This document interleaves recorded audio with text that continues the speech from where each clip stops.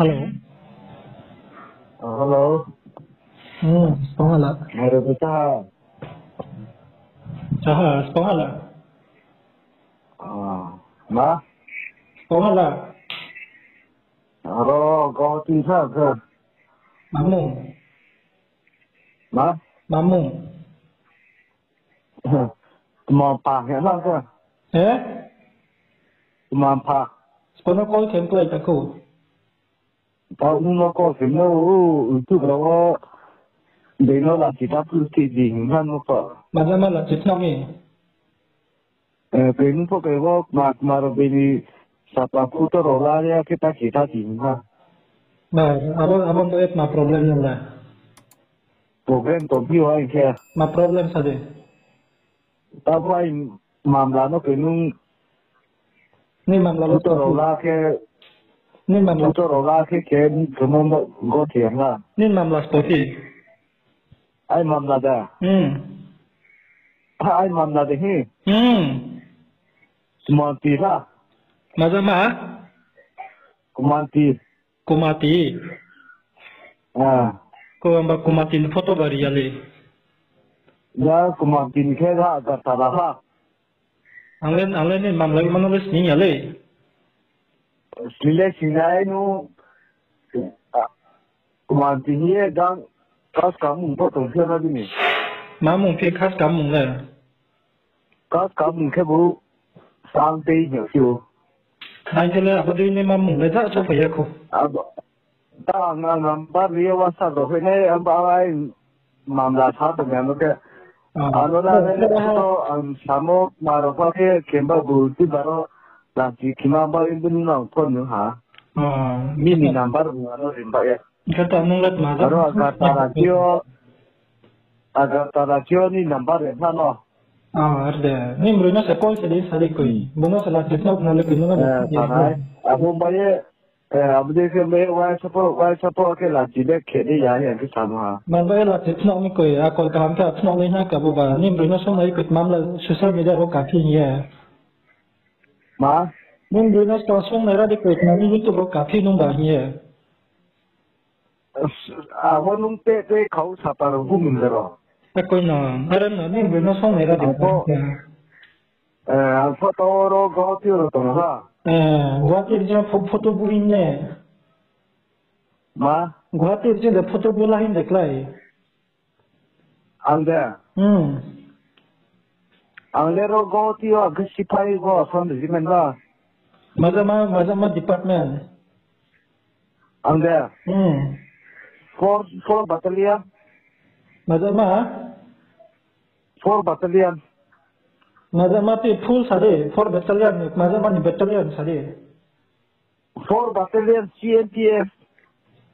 Macam CNPF. CMPF. CMPF ni full form apa?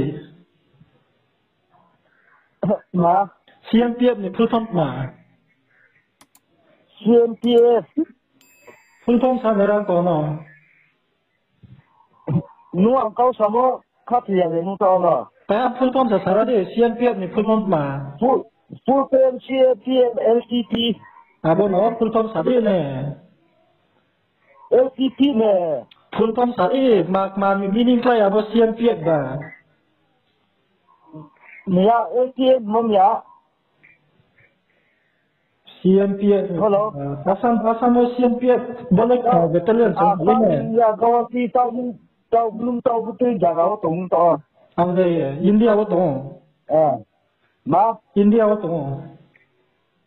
India no betul nu tahu tong se. CMPF ni meaning sarada bong ke. Nu sara di India manu tahu agak tanah de tahu Tripura de tahu. India la agot tola Tripura macam tu kelai. Aku siapa no Tripura macam siapa nu tahu betul jaga tahu. Oh ya, abo ni CMPF ni full form sa sarada bong sekarang. Nah, jauh sini orang tahu nu tong masuk ni tahu. Are. Tong sara ni. Imam nu kencang pun miancing. Ma? Miancing ya imam nu so tom saya apa. Matu itu ni. Aku mau ni so tong ni lah. Matu itu ni tahu. Sini orang nu. Ni CMPF ni slide itu ini. Tapi kena masih ada tu yang ada dapat situ ni. Boleh betul lah tahu sekali ni asam ni. CMPF. Ada betul mungkin ini kan mulai tapi mungkin tahu sekali. Apa mungkin apa rumah kena isu tu masih kanting. Ada mulai kena isu tu mungkin tahu. Ini semua tidak ada agar cara dia. Tidak dia kaya ni. Ada mulai macam sedang apa ni. Itu baru nanti Bruno lah, si Bruno. Aku ni. Bruno utara. Ini foto orang nak. Try ni foto masuk file deh. Ini parolog CID yang nak kontak. Naik kan untuk hero pilih hado.